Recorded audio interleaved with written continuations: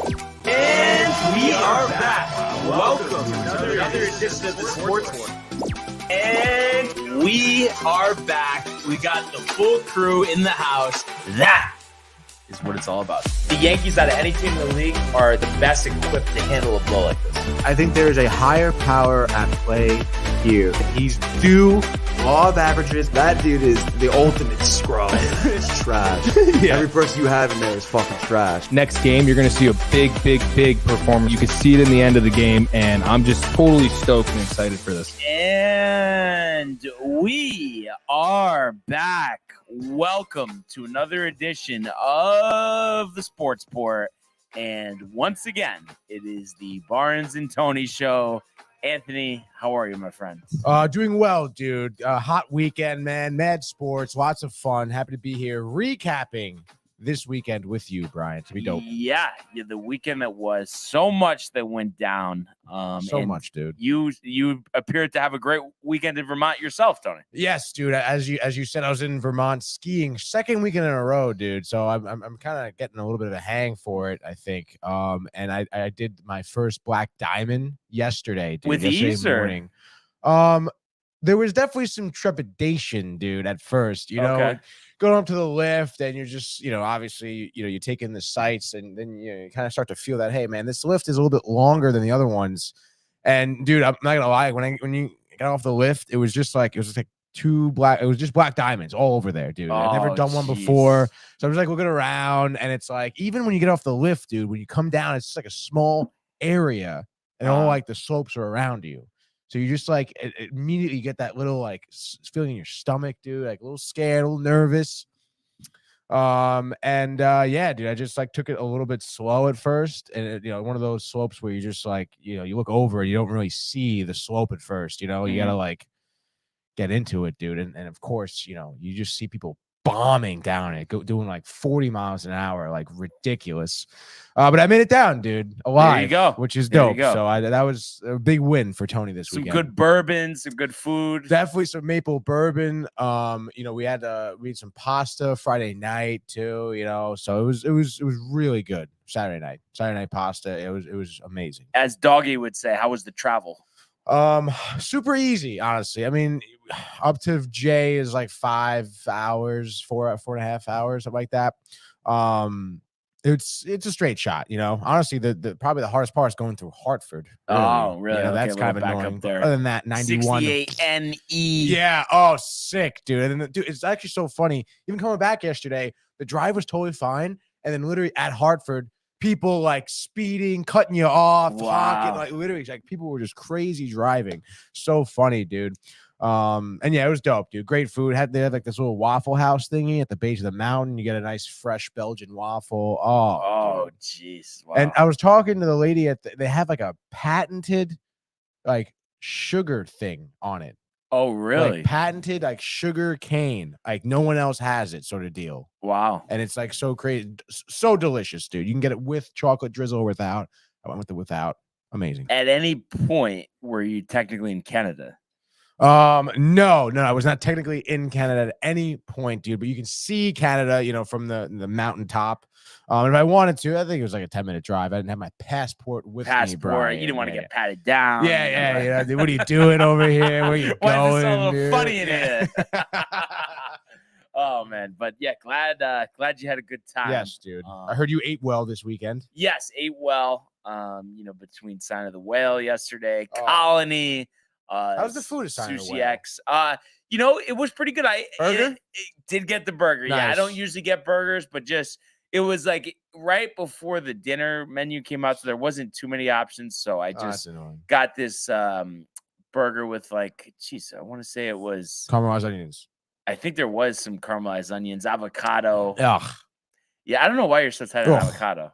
You don't like guac, or you do? No, I don't like guac. Okay, I can handle it, but like 3 chips of guac and then like taste, I'm like over it, dude. I can't. One of the few that I know that don't like guac, but hey, everybody has their flavor palates, Tony. Yeah, that is for sure. Mm-hmm. But like we said, a lot to go over here. Let's start though. The Players Championship over the weekend, TPC Sawgrass, and what a Players Championship it was. big names up and down the leaderboard. But at the end of the day, the golfer who's really been the most successful for the past year plus, Scottie Scheffler, wins the Players Championship, 17 under par, including a 3 under 69 yesterday, and actually ended it. It was like a 20-foot putt to save par. So you're thinking he was going to drop one, before winning the tournament, but Absolutely he makes not. the putt. And you just think about his year, defending at the Waste Management, and obviously winning the Masters, and we'll have a chance to defend, next month there. Just what a run Scottie Scheffler's on, and this is actually he won the most money in one single tournament in PGA Tour history. $4.6 million goes to Scottie Scheffler. So what a story there. And there were so many other storylines, Tony. That's what made this tournament so appealing. Oh yeah, Tyrrell Hatton, who finished solo second, really wasn't in the mix, but then shot 65 yesterday on a day where everybody was really struggling. There weren't many low numbers. And speaking of low numbers, Tom Hoge tied for third, and this was after he opened up with a 78. Made flight plans home because he appeared he wasn't going to make the cut. Wow. Made the cut on the number, shooting a 68 on Friday. And then Saturday breaks the course record at TPC Sawgrass, a record that stood for 40 years, a 62 on Saturday before going 2 under yesterday to finish 10 under, tied with Victor Hovland for third. What was the record? 63? 63 was the Holy record. Shit. Hideki Matsuyama finished fifth, and he was on quite the run yesterday before a double bogey on number 14 kind of put an end to the round he was having. But he had no bogeys, and it was 7 birdies up to 14, but then he double bogeyed 14, bogeys 18 to shoot 68. But still a good finish for Hideki there. And one thing that was tough to see, Minwoo Lee I think he started yesterday 2 shots back of Scheffler, was off to a decent start, birdied number 1, but then had a triple on number 4, a bogey on 8, and a double on 11, and also a bogey on 14 to shoot 78. And he's one that he doesn't have his permanent card on the PGA Tour. So this would have given him, that special access to that, but still, tied for 6th place at the Players Championship. You're not going to complain about that. Ricky Fowler finishes tied 13th, 7 under par. Jason Day, my pick, rounded out yesterday with a even par 72 to finish tied 19th. Not bad. Jordan Spieth at 6 under. So a respectable finish for Day. Keegan Bradley didn't make the cut. So a little disappointment there for Tony. And speaking of records, how about this? Jerry Kelly, 56 years old, made the cut on the number. So the only reason he's playing in this tournament or was eligible, he's a senior tour guy, but he won the Senior Players Championship last year. So eligible for this tournament, makes the cut on the number. So the oldest to make the cut at the Players at 56. So that was some history there. And we had talked about this before this tournament started. There were 10, hole-in-ones in 40 years. We actually ended up with 3 this weekend. So, crazy. Are we able to get access to those? Could we pull them up? Sure. Are we good? So the first one is Aaron Rai, and that's R-A-I. Obviously hole-in-one, and it should pop right up. Second hole-in-one, iconic number 17. Yes. Yeah, this is like here we go. Nice minute video. Oh, you could accept. Yeah, you're fine. It's just some cookies. Come on. Unsupported location. Just go to another video. Oh my God, dude, so crazy. NBC Sports. That should probably work, right? You would think. Oh, dude, do we hear the jingle? No, I can't hear the jingle. Are you like it makes you want to rip out your hair? The jingle. It makes me want to go to Burger King. Really? Yes. Not Duchess. Why not you? You don't like it? I don't the like Burger King jingle? No. You don't like BK? Well, first of all, the jingle was great, but obviously it's just been overplayed at this point. But yeah, I'm a Duchess guy. Or Bill's. Bill's Drive-In Monroe. Have to try it. Never Hit it, heard Jam. of it. Really? Go. Yeah. Only one of its kind? Only one of its kind. Really? It's like Duchess, but it's a single location and been a staple in Monroe. This is it, right? Yeah. Bro, this I don't like at all. The way this video is. This whole like format here, but we're gonna roll with it here. We're gonna go with some nice little Some sound, audio. some audio, definitely. Again, why does it do that? High shot. Back to 17. This is Aaron Rye. This was just a moment ago. Nice. Behind Ball Fleetwood. speed 104 High miles trajectory. per hour. Wow, dude. And right at it. Oh, the rollback. Kind of similar to the other Wow, one. yeah. Take a look. Wow. Yes. He knows it. Aaron Rye. He's stoked. What a shot. Wow. Hey, imagine being, the one to hit that shot. Yeah. The crowd going nuts, everybody mobbing you. Oh, I always love the caddy celebrations. Too. Oh, yeah. They're always so happy. But they're with getting each a piece other. of the pie. Yeah. Yeah. You got to think about that. Yeah, too. that's true. That's how they make their money. You're pulling for your guy. That's the So first that time. was on We're Saturday. gonna have a but- little replay. Yeah, here we Oh, go. oh. Yeah. Here we go. Nice replay, secondary angle. so you look at dude. it come in Wow. right on that slope. Right? Couldn't have placed it Like more literally perfect. so better. Nice bounce. Just roller on down there. Roller on down. The celebration. There it is. So yeah, Aaron dude. Rye. But the thing is, Tony, we were not done No, as no, no. Alex Smalley, and that's SMALLEY, had a hole in one yesterday, so we'll pull that one up as well. Yes. Is this the on the one bouncing in? Yeah, Yes. dude, I did see this.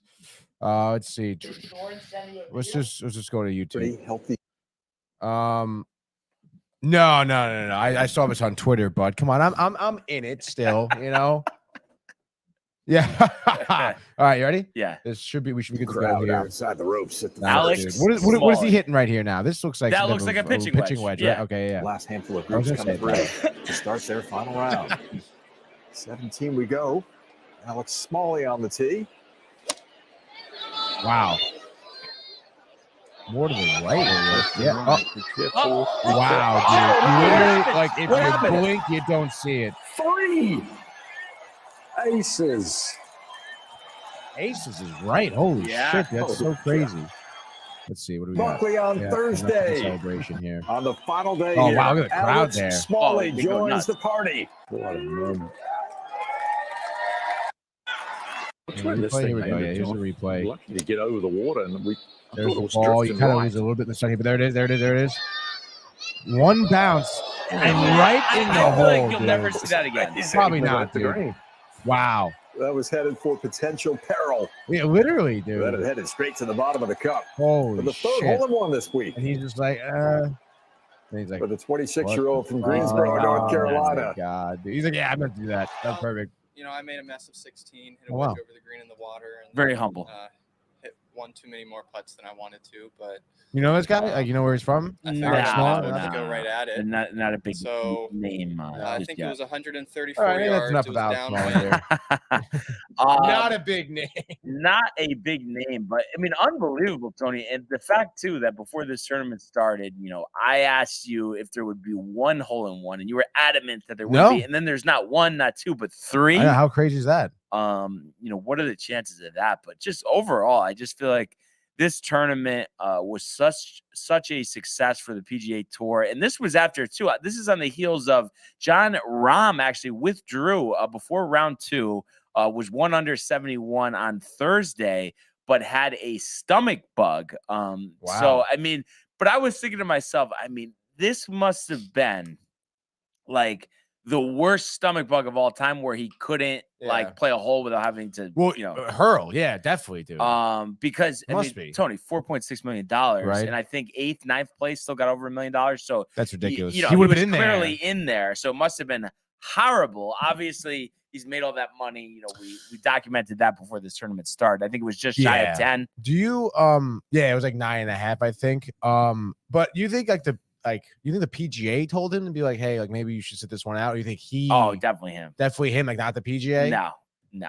I mean, because So you think the tour would like allow him to be like, if he was like, yo, I'm gonna play anyway, I and he's just like mean, throwing up, he would have to really low key it and like Yeah. just manage it. I be guess. impossible. Which is obviously why he withdrew. So with this win, Scottie Scheffler seizes the #1 ranking in the world, and obviously he deserves it, virtue of this win and then his win at the Phoenix Open, 1 month ago. And I mean, really, if you just think about the body of work, Scottie Scheffler, it's been 13 months. He's won 6 tournaments. And then, obviously 2 prestigious tournaments like the Masters and the Players. And then you mix in the Arnold Palmer, the match play, 2 wins at the Phoenix Open. And I mean, what a 13 months it's been for Scottie Scheffler as he really looks to make a name for himself. And it's just funny week to week how this changes. It seems like Rahm's on top of the world, but then just when you're kind of not having full focus on Scottie Scheffler, he answers the call. And I'm sure he very much so looks forward to defending his title at Augusta. But at the end of the day, what a tournament this was. And, I feel like moving forward, Tony, like next time this tournament comes around, you're going to like clear your schedule and make sure you can, watch wire to wire coverage. Does it happen every weekend the same year or like? Yeah. Really? Yeah. So this time next year? So yeah. Like 12. I mean, I feel like these highlights got you riled though, no? Oh yeah, dude. But I'm sure next year, no hole-in-ones probably, dude. Do you want to address Jay's comment, by the way? Bills is a Jay Bird says Bills is a wannabe Merit canteen. I see. I think it's better than Merit canteen. Really? The Why? one thing I will say, I don't know. I just growing up, in right. Monroe, You grew up going there. Went there a lot. I mean, the chili dogs. I mean, unbelievable. Because Merit Canteen also known for chili dogs, right? And then but also the thing is, Bills new ownership within the past 5 to 6 years. Really? So obviously, and I don't really go there much, so it might have tapered a little bit. But Bills was always very consistent. The Merit, not to say that I ever thought it was bad, but I never got like the oh my god, I need to go there vibe either. Yeah. Like I thought, oh, it's good, but like it's not like right. the craziest thing I've ever seen. I don't know, what you think? Yeah, I don't know. I mean, I think it is maybe a little overhyped. Because I think you can get good burgers other places too. But for me, the gotta go there for the Merit is like the chili dog. Because I think I love their chili is so good. It's really spicy. I love that. So that's really why I like that's like every time I go there, I get like a hot dog and a chili dog most of the time. And it's a great time, dude. I would imagine Bill's similar menu with like they have mozzarella sticks, mac and cheese bites, fries, chicken fingers, all that kind of stuff. Yeah. And they even have like chicken Slovaki. Oh, really? Steak sandwich, triple decker clubs. Oh, that's breakfast nice. menu. Oh, the pancakes really good. I mean, everything you can imagine. Bill's is better. Jay, really? This is like a that tiger. Sounds crazy, dude. Out of Jay. Are they open like late night too, like 1 a.m. sort of deal? Not at 1 a.m. No, I would imagine 9 would be. Oh, latest. really? Yeah, they're not late night. Oh, but okay. what is late night in Monroe? I mean, come on. I don't know. I've never been. No, I'm saying it's nothing not, is. It's not a late night town, Tony. No. Oh, that's why you get out of there, I guess. I mean, you get tired of being, bundled up in the woods, I guess you could say. Right. But yeah, what a golf tournament this was, and it really gives the tour some momentum here. And as I documented last week, moving forward, starting Thursday, we will have the Valspar Championship from Innisbrook Resort, the Copperhead course there in Palm Gardens, Florida. Wow. So the Florida Swing, or Palm Harbor, Florida. So the Florida Swing continues. And then, of course, next week we'll get the match play tournament in Texas for the last time. So got that. And then obviously the alternate tournament at, in Punta Cana. And then I believe it's the Valero would be the last tournament there in Texas before we have the Masters. So a lot of, stuff coming up here, but it just, I think is really going to be fun. This Masters tournament, we get the live guys, and then you would imagine at some point in that tournament, it'll be Rahm battling with Scheffler. You would think, That'd be right? sick. Yeah. Rory with a disappointing miscut in this event. Does he rebound for the Masters? You got JT. You got Spieth. Spieth ended up finishing pretty well. JT, I think, finished in the 60s in this tournament. So he's obviously looking for his first career Masters title. So it's interesting, though. I mean, the name that's going to be most fresh is the guy that just won. But as we approach Augusta, Tony, I mean, is there anybody that you kind of have circled or your eye on, in terms of, who you're kind of thinking there? Or is it just really depend what happens, over these next couple weeks? I mean, I think it does depend over the next couple of weeks, but right now I would say John Rahm, especially with the fact that he had to back out of the players because of the stomach bug. I mean, not exactly, something he would probably want to do in this historic season he's been having.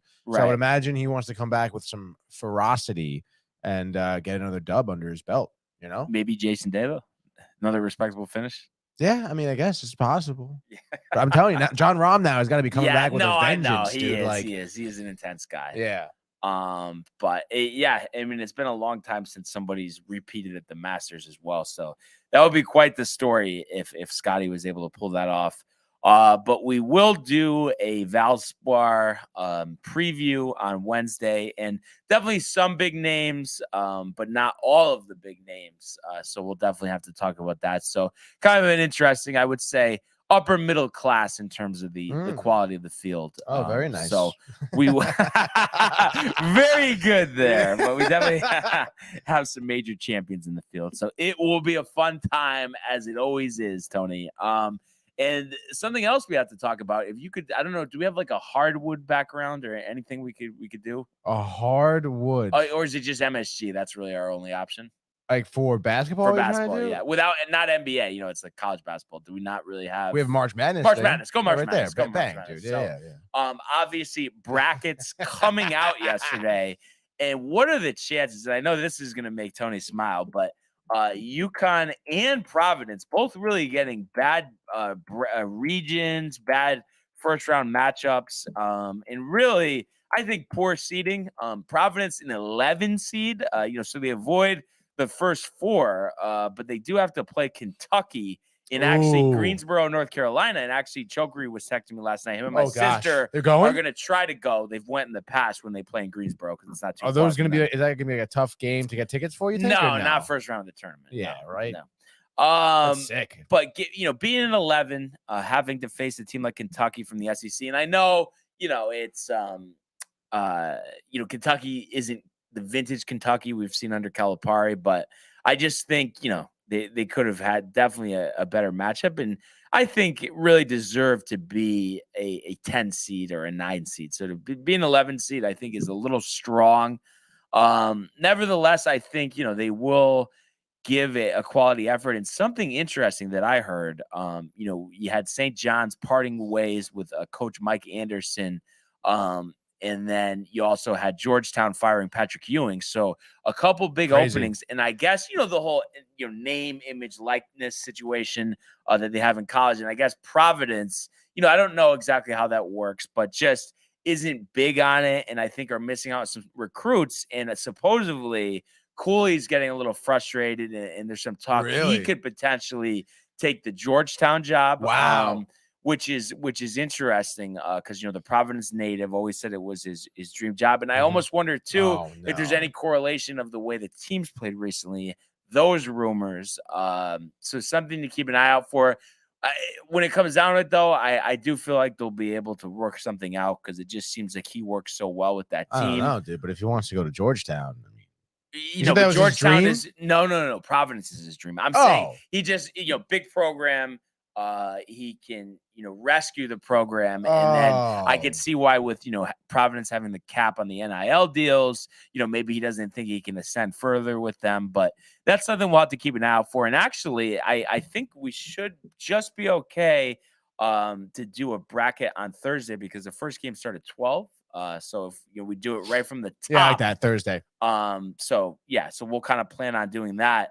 And we'll see, can Providence beat Kentucky? I'll have to do some research on my end, in terms of Kentucky, but I do know they had a tough start to the season. I think kind of strengthened as the year went on, but definitely a winnable game, but I would say, tougher than maybe it needed to be. And obviously that loss to UConn kind of hurting the seeding. Speaking of UConn, what are the chances, Tony, that UConn would be playing Iona?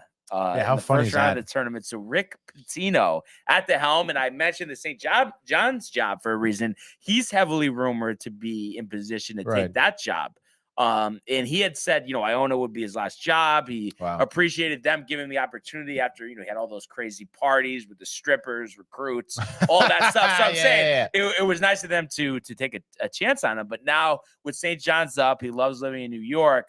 There's some talk that he could take that job. And I feel like all of this stuff is connected, because then also I feel like, let's say Iona, which we'll talk about later in the week, but I kind of think they have a pretty good shot to pull it here. UConn has had some inconsistent play recently, coming up short against Marquette, on Friday. If they win that job, if they win that game, does Hurley get shown the door? Another first round exit, losing to Iona, who's 0-17, Tony, career in the NCAA tournament. Really? So if maybe Richard, kind of a parting gift on the way out, gets Iona their first win, maybe Hurley gets fired, and then maybe Cooley potentially goes to UConn. How about that? Wow. You would love that.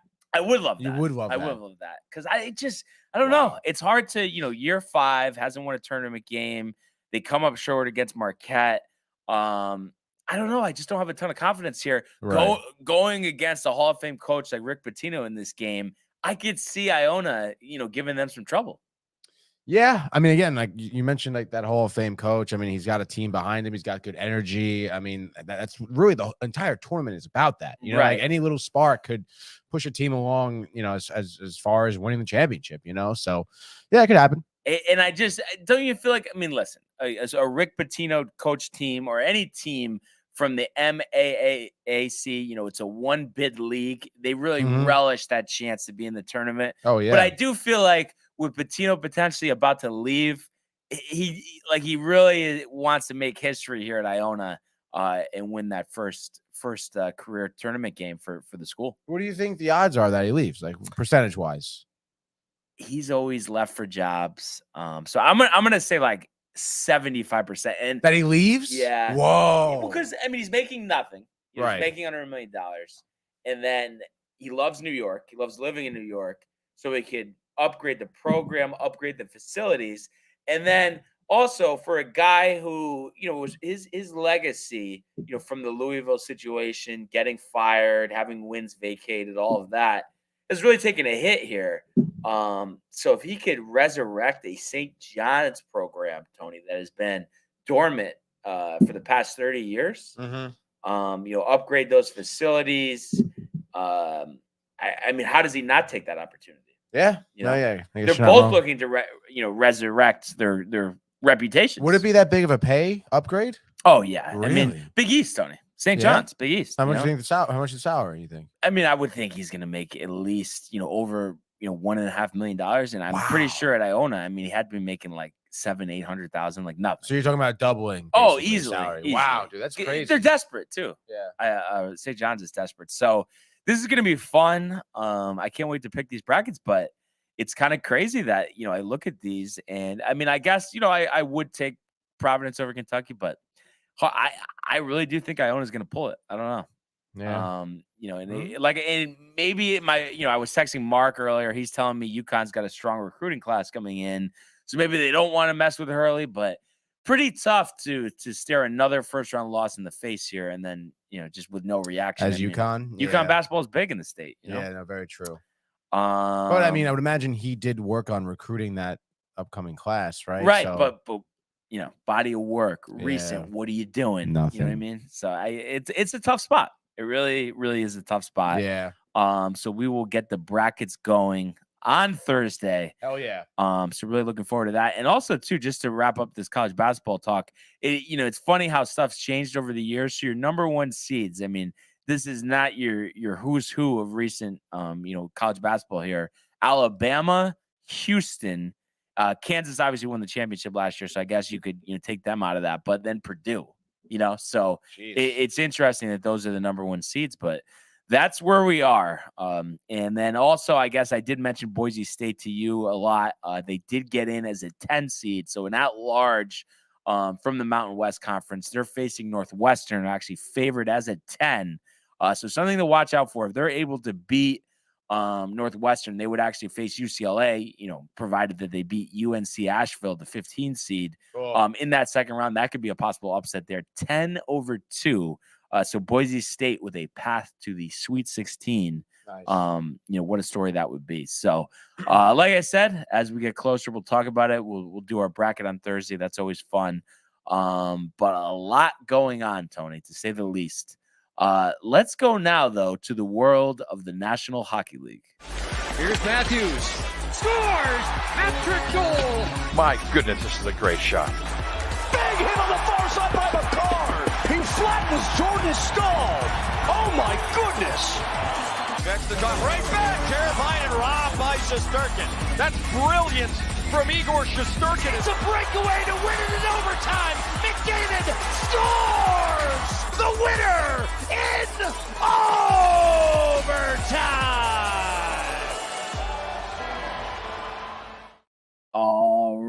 All right. So a busy weekend for the New York Rangers. Unfortunately, splitting the Sixes. Yeah. Winning on Saturday against Buffalo in Big win, overtime. Artie Panarin finally gets that 20th goal of the year. So that was, a game that was tightly contested, and you really didn't want to waste a vintage Shesterkin game, that you hadn't in a while.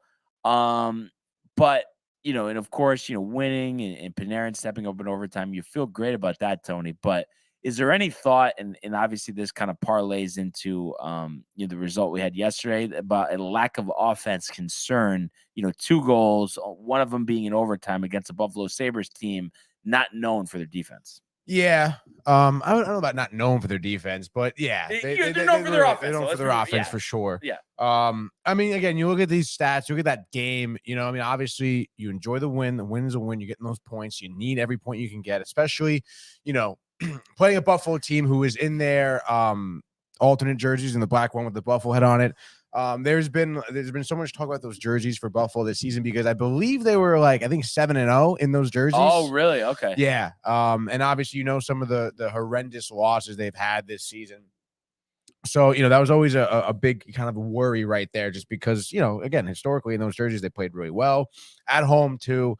But the Rangers here, you look at the stat line, like I mentioned, the win is a win, Panarin game winner, overtime, thriller.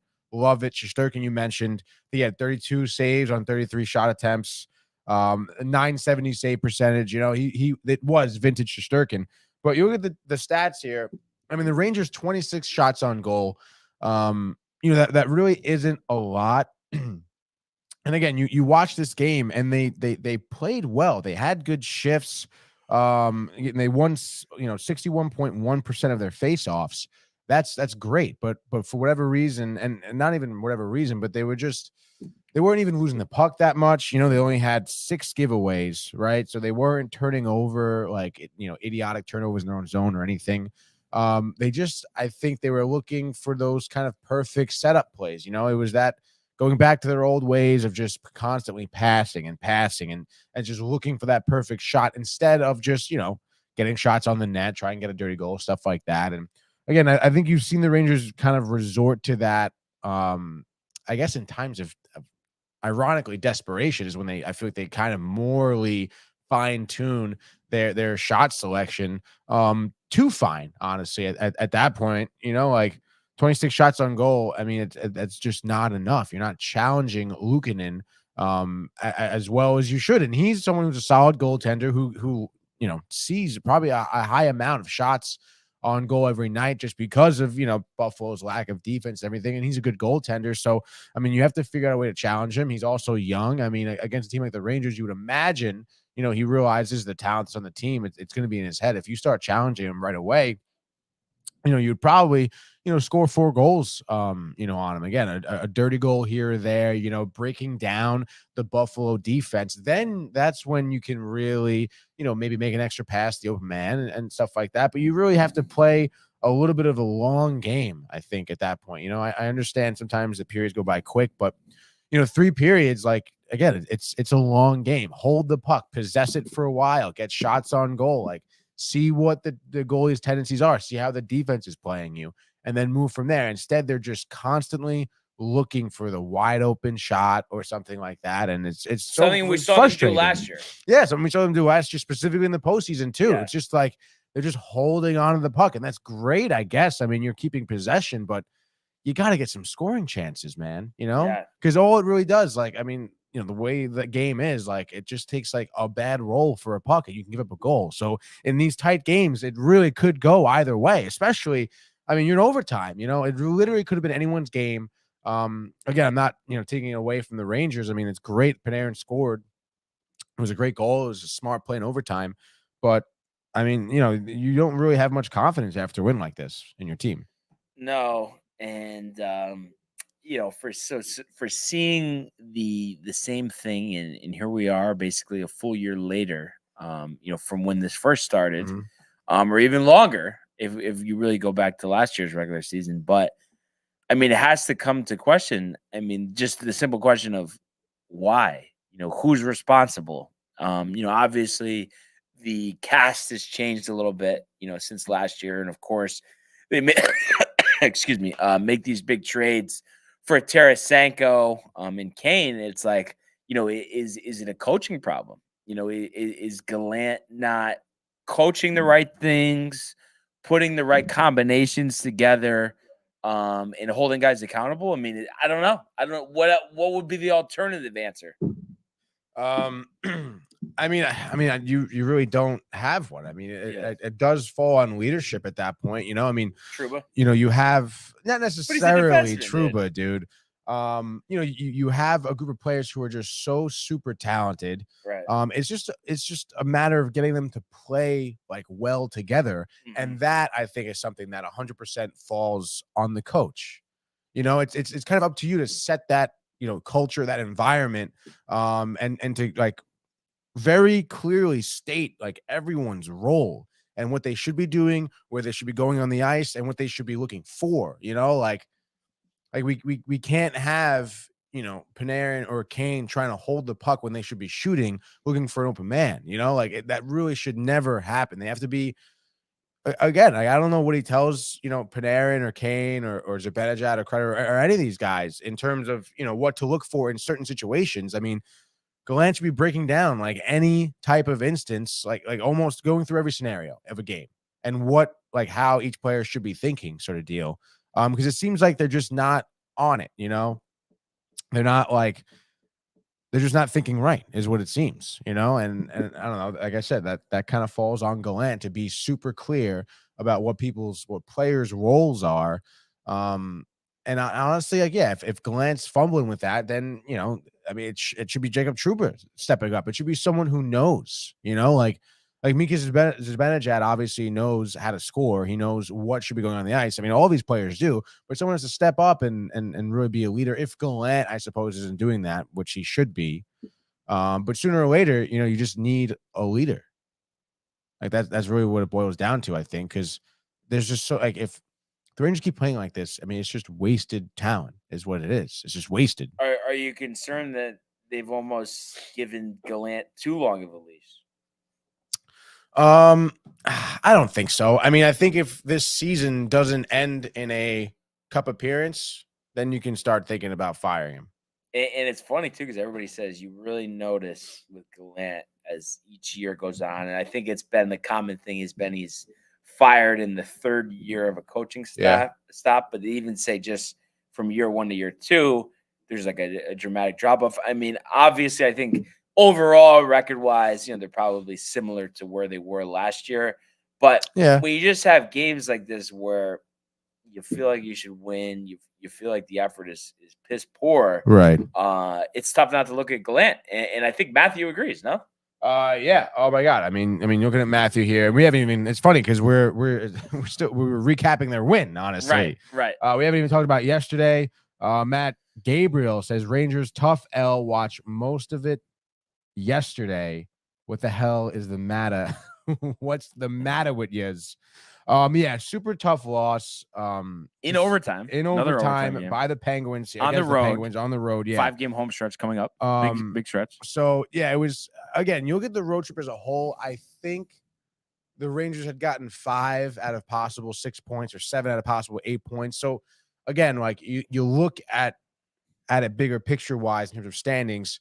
they got almost every point they could And get luckily, on this road Tampa's trip. been struggling. Yeah, So now so- they're up to the 5th seed. Exactly. So they kind of still been improving their scenario. But it's one of those things where, just in the standings, but not in the ice. And I Right. think that's a problem. There's still so much to work on, as a team, where you don't really feel totally confident. And again, you kind of got some fortunate, happenstances here with Tampa Bay, like you said, and where we're at in the standings.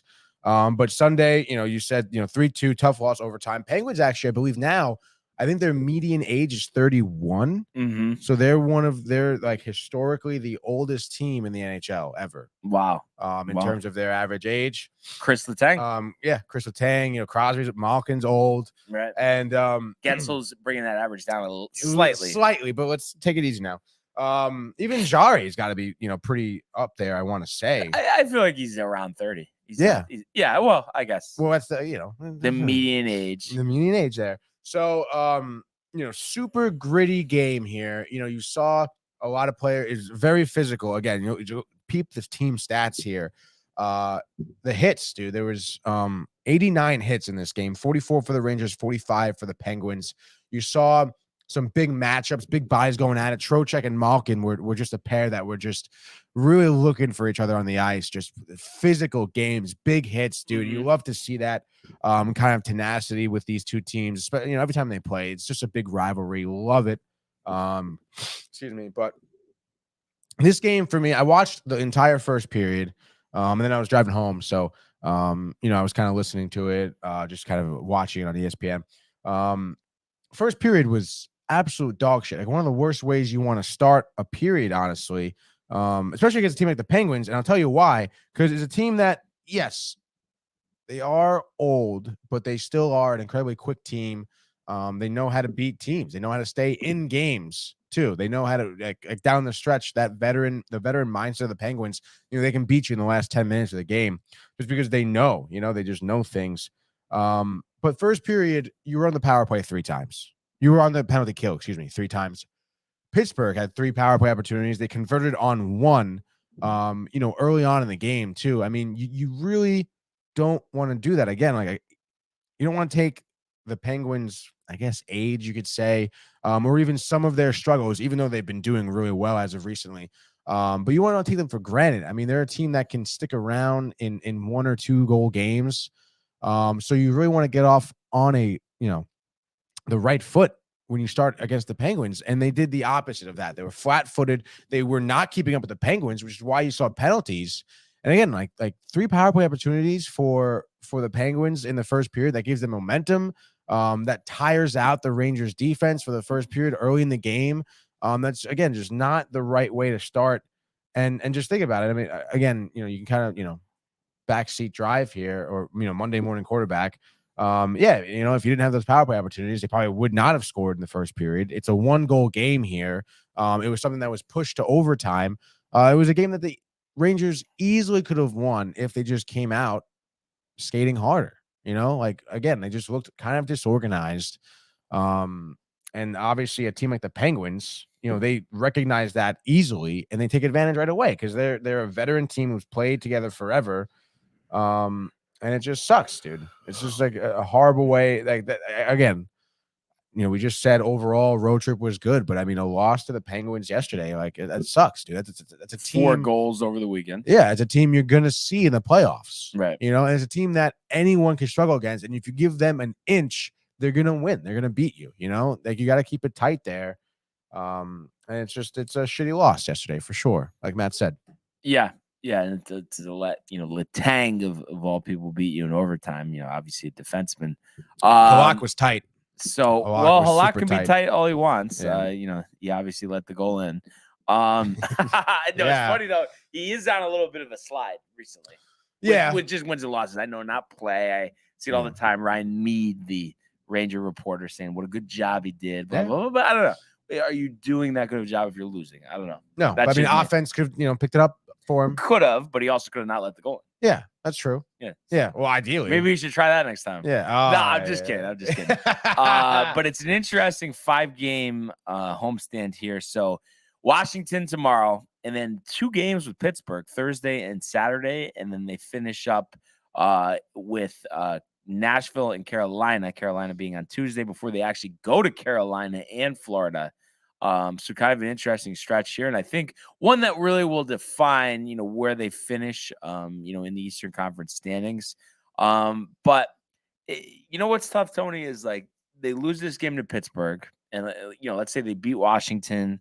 Maybe they split with Pittsburgh with those two games, whatever the case may be. But it's like, let's say they win both.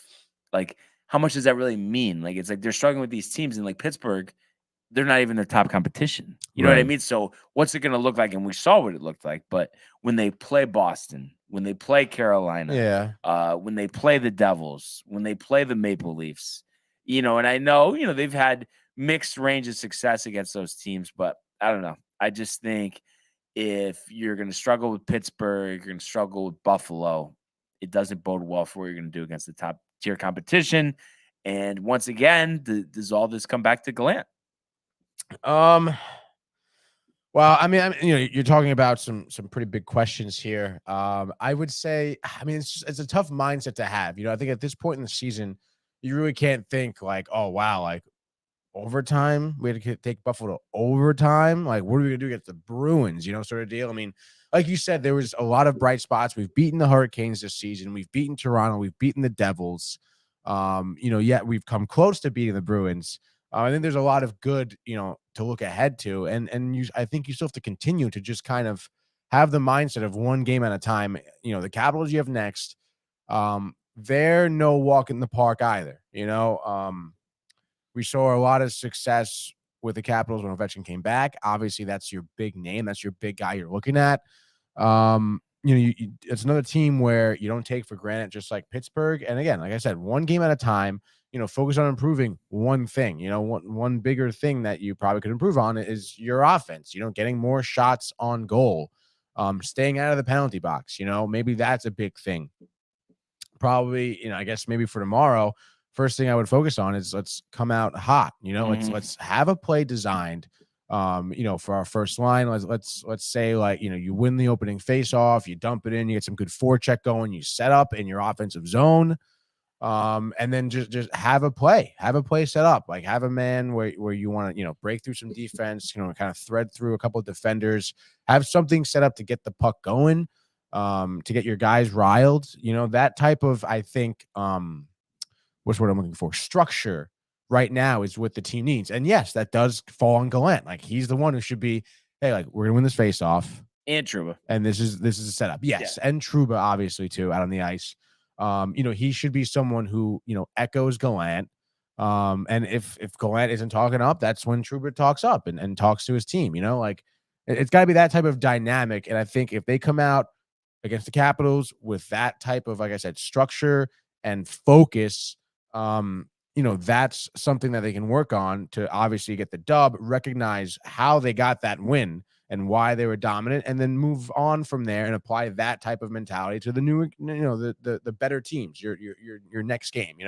You can't really be thinking like, oh shit, like what do we do if we have to face the Bruins? You got, like I said, take it one game at a time, focus on one thing to be, to fix, and they'll be fine, dude. Again, but at the end of the day, you're tight. Yeah, no, of course you're kind of tight. I mean, you don't want to lose in overtime to Pittsburgh, or just struggle with them in general. Yeah, exactly. And I mean, again, that was, you look back to last season in the postseason too. The Pittsburgh Penguins were a team that we absolutely dominated the regular season, and you even loved it. You loved the fact that we were playing them in the first round. You welcomed it.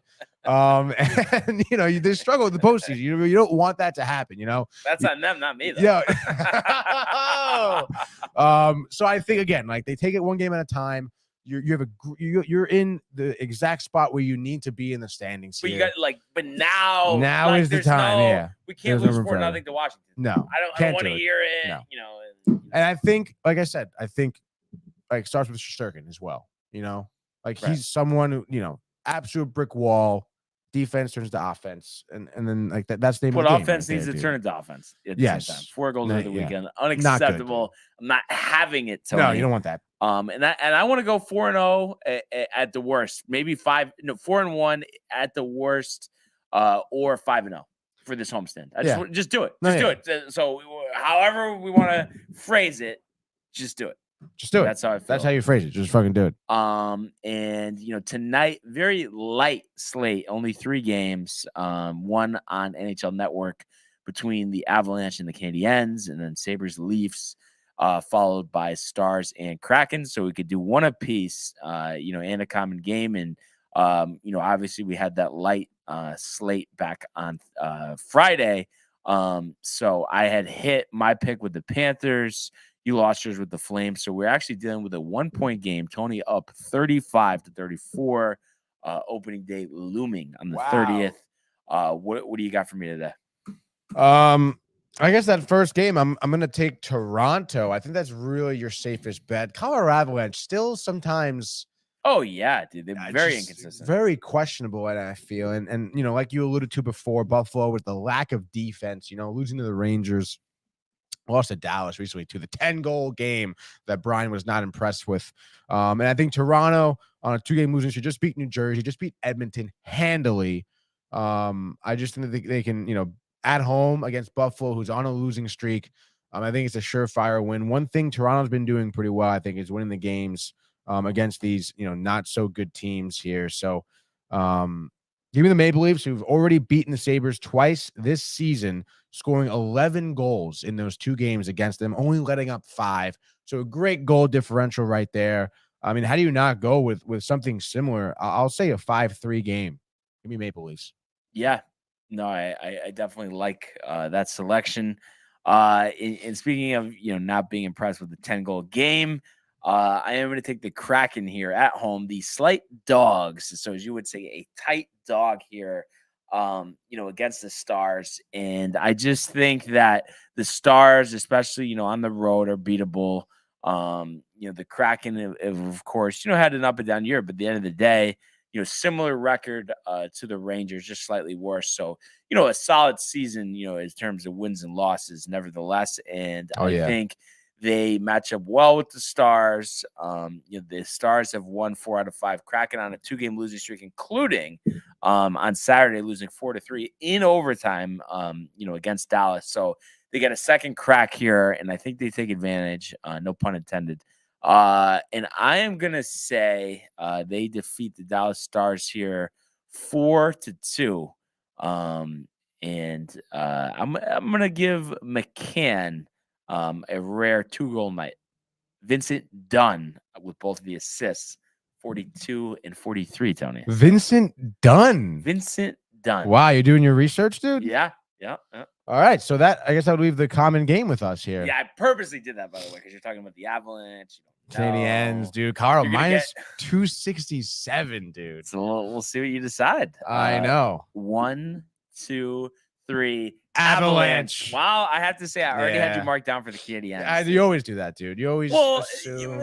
What was it, though? Were you all set, and then I kind of alluded, and then what happened here? No, I honestly just think, I was reading this interview of Kel McCarr, and he was talking about how,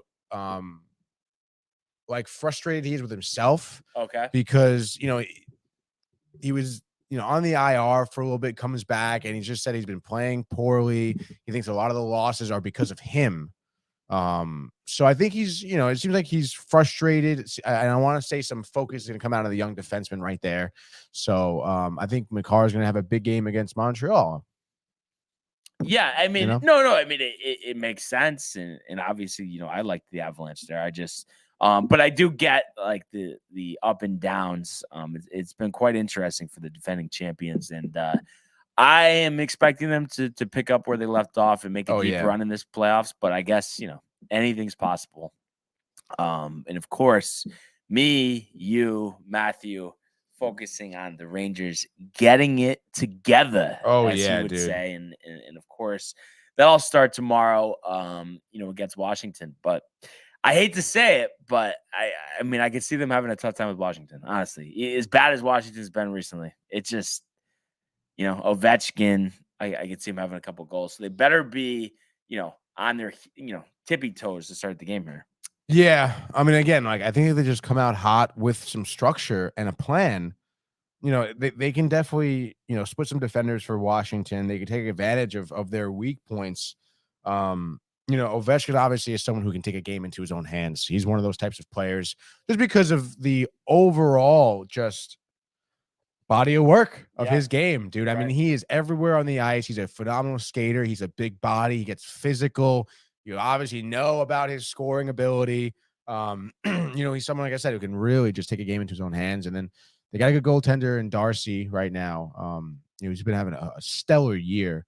So again, it's the same thing as the Penguin situation. You let a team hang around, or you let them start hot. It's gonna be hard. It's gonna be hard to win, but they'll be fine, dude. I got it. I'm telling you. I'm believing in you, Tony. Dude. I'm believing in you. By the way, I got a text from Thorne just now. He said that he was one of the camera ops who shot Rye's hole-in-one on 17. Did he say it was unbelievable? Yes, he said it was unbelievable. He said, I shot the hole-in-one on 17, bitches. He said. Wow. Coming in hot.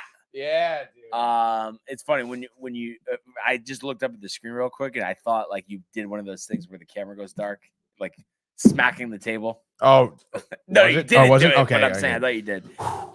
Very, very careful with that now, dude. Don't touch anything. So let's just go quickly to the world of the National Football League. 6 for 101, 2 touchdowns. To Evans, touchdown, Tampa Bay. How about that throw? Sam Darnold blasted. Oh my goodness, did he take a hit? In trouble once, brings him down. Lost one from Odell Beckham Jr. Got it down, touchdown. All right. So a pretty busy weekend in the National Football League. Before we get the official start, with free agency, the big trade coming down Friday, after we were on air, between the Chicago Bears and the Carolina Panthers. The Bears trading that number 1 overall pick to the Panthers for their 9th overall selection, the number 61 overall selection, a first-round draft pick next year, a second-round draft pick the following year, and Pro Bowl wide receiver DJ Moore. So a blockbuster trade here. And obviously the Bears committing to Justin Fields with this trade, getting him an all-pro receiver in DJ Moore. And then the Panthers, obviously getting that number 1 pick to get in position to draft a quarterback. But I look at this, I look at the uncertainty at the top of the draft, which quarterback, how successful are they going to be? And I think this is a home run trade for the Bears. They get all these draft picks. They get DJ Moore, one of the better wide receivers in the league. And I'm excited about Justin Fields. He showed what he could do on the ground. He almost broke the rushing record in that respect, got better as a passer as the season went on. And that was, all without having a dominant number 1 receiver. DJ Moore is only 25 years old here. So I think he's got a lot of good football ahead of him. Last year, only 888 and 7 touchdowns. And of course, big part of that, the inconsistent quarterback play between Darnold, between Mayfield, and even PJ Walker at times. But before that, he had 3 straight seasons of 1,100 yards receiving. So I think this is a great move for the Bears. What was your overall impressions of this one, Tony? I really couldn't agree more. I mean, huge move by the Bears. I mean, they really set themselves up again. Yes, they are banking on Justin Fields being their quarterback, but I don't see why they should think otherwise. Mm-hmm. Why not get all this draft capital, get a few weapons around Justin Fields, and create this, I guess, what is going to look like a heavyweight team for Fields to kind of be built around. And I think if you put him in that situation, he's going to flourish. And like you alluded to, like last season, you saw him improve with not a lot of weapons around him. So you give him those weapons, you give him the opportunity. I would imagine right now, Justin Fields has got to be licking his chops. Honestly. Oh yeah. He's got to be so excited. He's probably pumped up for the season. He's going to be coming in hot. I mean, really, you love the move by the Bears. It really is. I was so surprised when I heard about it. They did a great job here. They're going to be, I think, a tough team, which is great for them because you look at them in the past few seasons, not exactly having great seasons with winning records. So, to kind of see Chicago maybe turning around here. I mean, good for them. Yeah. And in a draft that's considered weak, not a lot of wide receivers. So I think that's part of why they made this deal. So the difference between whatever non-quarterback you were going to take at 1 versus 9 isn't Right. as great as it normally would be. Mhm. And then also to get the Panthers #1 pick next year. I mean, who's to say they're going to have a great season this year? Yeah. So and then the additional draft compensation, the 2nd, the 3rd round pick, Mhm. plus DJ Moore. I mean, it really is a package like we haven't seen. Mhm. And it's going to be interesting to see who do the Panthers take? Who does Frank Reich want to work with? I mean, obviously signs point to Bryce Young, but I don't know. I have a feeling they're going to want to be bold and try something different and go with Anthony Richardson. Oh, yeah. That power speed combination. So this draft is going to be fascinating. So that was a big move that really caught me off guard because at first I thought it was just a heads up deal more for that pick. And then to see that there was all that draft capital attached to it, I could not believe it. And another big trade, and this one came down yesterday, the Los Angeles Rams trading Jalen Ramsey to the Miami Dolphins for a 3rd round pick and tight end Hunter Long. Oh, wow.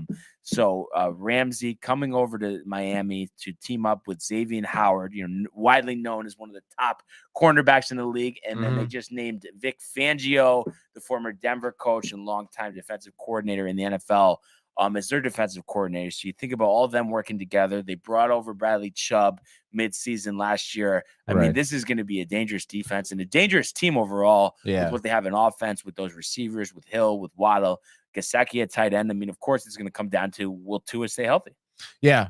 Chubb was that linebacker that they got, right? Yeah. Yeah, outside dude. linebacker. That was a great pickup then. Even better pickup now, I want to say.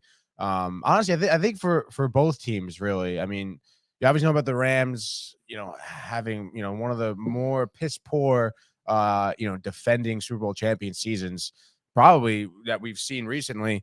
And now, like you said, Miami, I guess really bolstering their defense. I think that's great because, you saw some mistakes from Tua. Obviously, his health is a concern. So I think maybe they're preparing, for the worst where, if they need to rely more on defense and have more confidence in their defense being on the field, they can have that, which is great.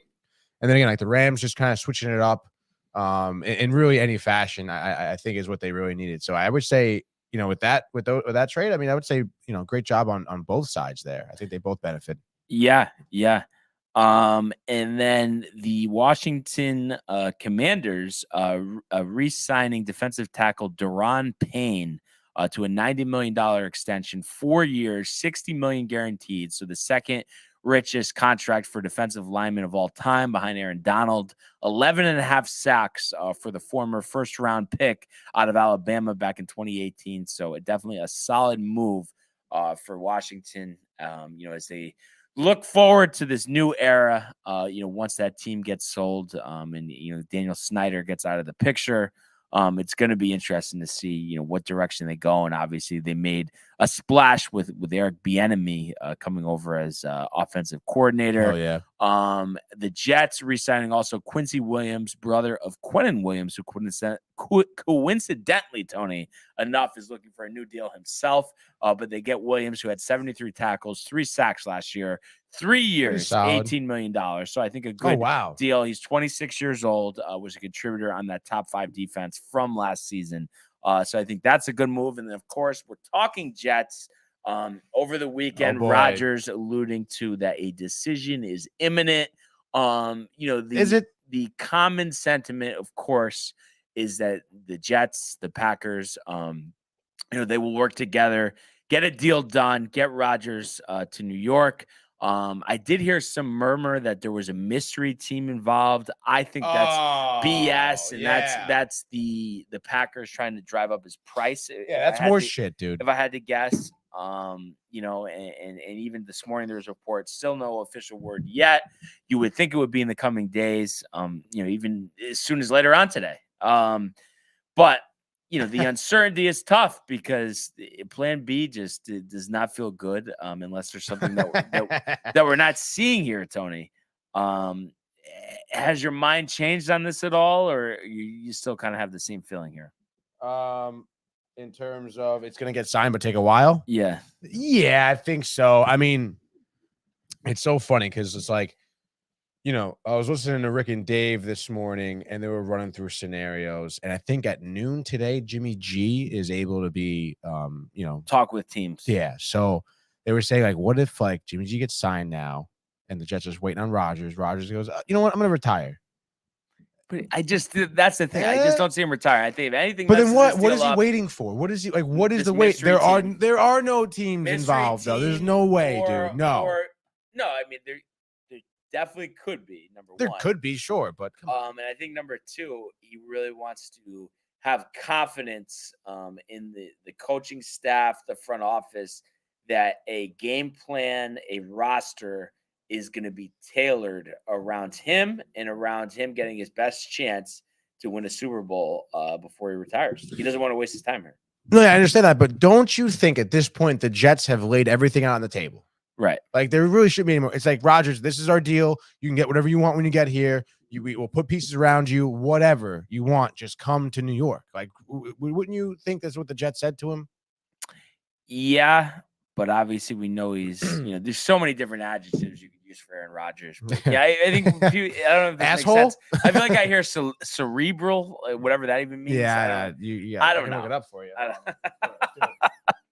Dictionary.com, dude.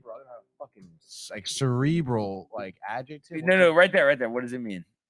Of or relating to the brain or the intellect. That doesn't make sense. Yeah. But anyway, who said that? Fucking Stephen A. Yeah, probably Max Kellerman, dude. So obviously it's a tricky situation. I mean, I still feel optimistic, but yet the wait is tough. I mean, there's no there's no doubt about it. That's for sure. That he's going to the Jets?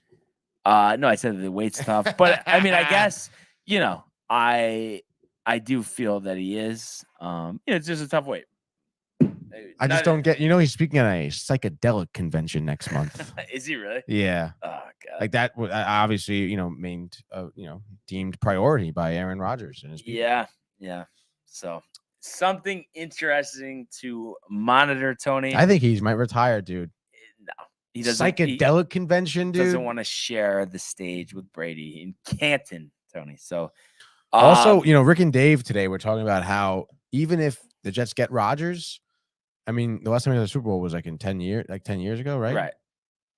And then he's got to go against Burrow. Yeah. So it's like Rick seems very like, he's like, yeah, he's probably going to sign, but he seems very like timid about the whole situation, even so. Well, Tony, it's the Jets we're talking about here. Right. You know what I mean? How could you be confident? Oh, yeah, Super Bowl done. Right. It's not, it doesn't work that way. It's going to have to be, Brian. Oh, I mean, that's what we need to be. Yeah. But like if Rodgers, if it's like first round and out in the playoffs, like, what do you I know, but on some level, and it's not me, I don't celebrate secondary achievements, right. But at some level, just making the playoffs after a 10+ year drought will be celebrated on some levels from some people. You know that yourself. Yes, no, definitely. But by you, no. Michael, maybe. Maybe Michael. But I don't know. I still think he wants Zach Wilson in there. So. But right now I am more focused on the upcoming Major League Baseball season, Tony. Oh yeah. Anything you've out there new with the Mets? Yeah, dude. Kadai Singh. I don't know if you saw. Yeah, some finger type of tendinitis. Yeah, I know, dude. Very tough. I don't know. But hold your horses here. Matt Harvey pitching well for Italy in the WBC. That you might want to revisit. Stop it, dude. You might want that will be revisited. Yeah, I think he had maybe a little bit more than an espresso in the fucking dugout. Okay. Oh jeez. Anyway, breaking news. Senga, really? Ole Miss University has hired Chris Beard as the next head coach of its basketball program. Beard earlier this year being fired from Texas with an assault charge, which was later dropped. So Beard finds himself in the SEC, which eventually he will compete with Texas as they're scheduled to join in a couple of years. So I had to get that one out there in the world of college basketball. I thought it was something. Yeah, that we were actually excited about. Rodgers. Nevertheless, though, tendinitis in the throwing hand. Yeah. So not what you want to hear. Discomfort at the bottom of his index finger. Surgery in the throwing hand. imminent? No. X-ray tendinitis. The Buck said if it was a regular season game, he would have pitched. It's just precautionary spring training. No need to worry. is what Buck said. So I'm not worried about it. I mean, a 30-year-old with tendonitis, I don't know, Tony. I know we're all getting older, but I think that's a little concerning. I suppose on the stretch, maybe, but I think he'll be fine. It's just tendonitis. Pop a couple Advil, you'll be fine. Tylenol, arthritis edition, they have it. But if there was a concern that he wouldn't be fine, but yet that was unclear, do you really think they would tell us? No, they wouldn't tell us. But Buck said, regular season game, he's pitching. Don't fucking ask me another question about it. Okay. He didn't say that, but basically it's like a non-issue. It's a non-issue. And Ronnie Mauricio, another dinger this weekend, by the way. So put that in your back pocket. I know you're concerned about what's in his cup of coffee, Tony, but you're not a little impressed with Harvey. I think he's had two starts where he pitched well. No, I didn't see the highlights. Did you see any highlights? No, not really. I heard about it, but it's like, who cares, dude? I do think Matt Harvey could pitch again in the majors. I really do. Maybe, even though he was with the Orioles. I mean, he had I don't know. I think, given a more structure, a quality pitching staff, pitching coach structure. But I think he does need to be on like the Kansas City Royals, the Milwaukee Brewers. Like, him and Zach Greinke would be a nice. You can't put him on the Dodgers or the Yankees or the Mets. He just, or even in Chicago. You can't put him on, any team that could be really in contention to being good, dude. Yeah. He's gonna go there on the road anyway. So what's the difference? Maybe Detroit, dude. Maybe Detroit. But that was really all you were getting, huh? From the Mets? That's basically Mauricio, Senga. I mean, everything else is pretty copacetic. Nothing crazy. Copacetic. Word of the day, Tony. Yeah, dude. We have a lot of words today on this show, dude. A lot of words. But other than that, anything else for everyone on the way out here? Yeah, dude. If you guys haven't seen it, there's the new shoe hockey vlog that Jay and I went to. The 2 roads, went to the castle on Black Rock as well. Watched some Six Nations rugby. Amazing spot, fresh, delicious food, dude. It was a really dope day, a great vlog, 8 minutes of your time, as well as gaming corner tonight. I know Brian is off, right? We didn't really talk about any sports games. So tonight, dude, SSX Tricky is what I'll be playing on the PlayStation 2, dude. I'm in the vibe of hitting the slopes and everything. So I'll be kicking it old school tonight. Normal time, 6:30 for the gaming corner. It's gonna be a good time, dude. I think it's gonna be nostalgic. I know Mike's gonna be so hyped out of his mind. Really? Maybe he'll get on the sticks as well. Dude. Wow. It's gonna be a good time. Isn't that interesting? I was actually gonna message you. I yesterday won my first NHL game in about a month. Against a person? Yes. Who was it? Brandon. I think you met him once, maybe. What's his NHL experience? No, he doesn't play much. He did beat me, I think, the last 2 times we played. What was the score, Brian? 2-1 in overtime. No way. Tarasenko, the game winner. And how about this too? This seemed too typical. Well, first of all, the first goal I scored, like, I don't even think it should have counted. Like, the guy was in the blue space and like kind of just walked it in, but they counted it. I think it was Kane who scored it actually. So I was up 1-0. There was 13 seconds left, and I passed it deep. And I don't even know how. Actually, now that I think about this, I don't know how they weren't offsides. But I passed it like back to my goalie. They had a guy down there, and he fucking scored. But shouldn't he be offsides? I'm past the center line. In my offensive zone, I passed it back to the defensive zone. He had a guy right there and just scored. Really? But would it be if the puck touched the stick of the goalie first? Is that what it would? Then he wouldn't be offsides? I guess not, because he'd be kind of defending at that point. So yeah. But it was like the craziest thing. So 13 seconds left. So I'm like, oh my, like I'm gonna lose again and not score again. Oh my gosh. But it was like this perfect thing where I was dominating possession in overtime. Love it. And open space, and just like somebody was cutting, passed right in. Oh, nice, dude. The little one-timer off the pass. So actually, love that. I actually literally couldn't have had more of a dominant day on the sticks yesterday. 1 in PGA, 1 in NBA. Wow. 1 in Madden, I think twice. 1 in Madden twice, and then 1 in the golf simulator as well. Get the fuck out of here. So you were feeling really good yesterday. Yes. Wow, dude. All-time high? What do you mean all-time high? Like in terms of playing sports games during the day, like those dubs. I mean, I guess obviously, beating him is not like beating you or Michael. Right. But still, I mean, a win's a win. Who was he? What team was he? Rangers versus Ottawa. No. Predators? No. Damn, I don't. Don't remember. No. Nah, it's all right. It's old news. I think it dude. was just I was focused on the Rangers. You know? Yeah, of Oh, course. Colorado. He was Colorado. the actually. Avs, he dude. was that. Are Yeah. you always the Rangers or No. just We usually do happen- randoms. But Oh. some people want to do randoms. He wanted to pick them, so that's kind Okay. of how we got there. That's fine. So yeah, that was interesting. And then Right now you're playing Michael. You think you're winning? NHL? Yeah. No, Ooh. not yet. Give me some more practice. Okay. And then what is it? I mean, next week, what are we due for 2K, Madden, another MLB? I mean, what are we talking? Oh, that's a good question. Next week, when's opening day? End of March, right? Yeah, March 28th or something like that. 30th. 30th. Why don't we do Madden next week? Yeah, Madden. You know, Yeah. hopefully by then maybe we'll hear some news about Rodgers or something. Right, exactly. You know. Okay. All right. Yeah. So pencil it on your calendar. Yes, bud. Monday. So that'll be a good time for sure, as well as the gaming quarter later on today. But I have to say, I mean, what a show.